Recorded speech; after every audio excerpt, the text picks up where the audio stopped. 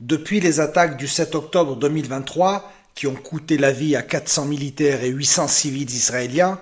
un déluge de feu d'une barbarie sans nom s'abat continuellement sur la population de Gaza, abandonnée à son sort. À ce jour, selon les chiffres disponibles, il y a plus de 35 000 morts, dont une majorité de femmes et d'enfants, et près du double de blessés.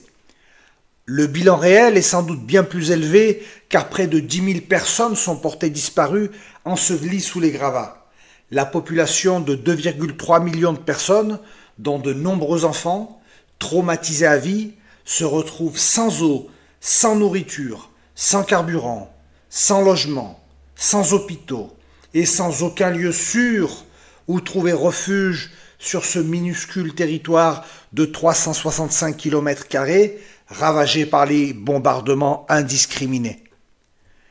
Les violences du 7 octobre 2023 sont inédites par le nombre de victimes israéliennes, dont une majorité de civils, ce qui constitue un crime de guerre selon la Convention de Genève. En revanche, elles sont tristement banales si l'on se réfère aux pertes humaines dans le conflit colonial qui oppose Israël à la Palestine. En effet, l'opération Plomb durci lancée par Tel Aviv en 2008 a causé 1330 morts palestiniens, dont près de 900 civils, et l'opération Bordure protectrice de 2014 a coûté la vie à plus de 2100 Palestiniens, dont 1700 civils, pour ne citer que ces deux épisodes sanglants.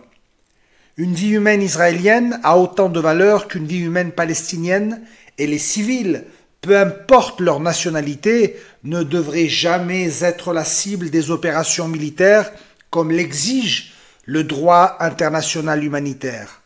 De la même manière, les civils ne devraient jamais être pris en otage, encore moins s'il s'agit de femmes et d'enfants, que ce soit dans les tunnels de Gaza ou dans les geôles israéliennes où croupissent des centaines de personnes sans procès.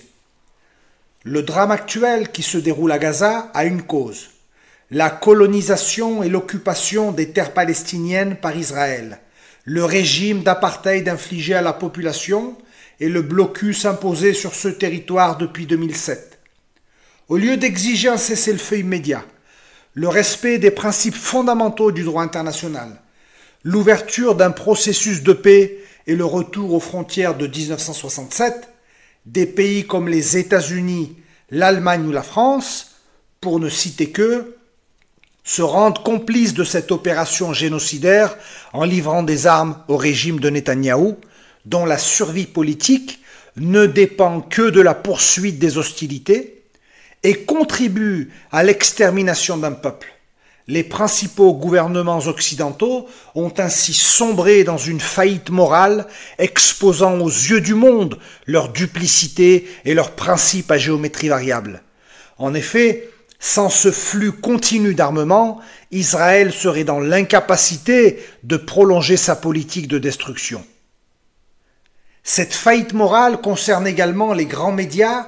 qui, à quelques rares exceptions près, se font les relais de la propagande de guerre du gouvernement israélien, accentuant ainsi la disgrâce qui les frappe déjà depuis de nombreuses années.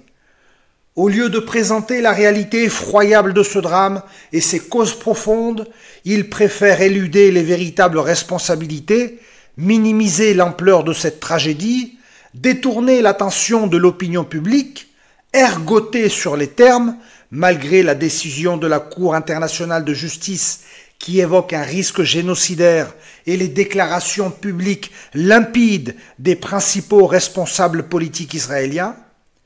avilir les partisans de la paix en brandissant à tout va l'infâme accusation d'antisémitisme, jetant par la même occasion le discrédit sur la noble cause de la lutte contre le racisme et toutes les discriminations.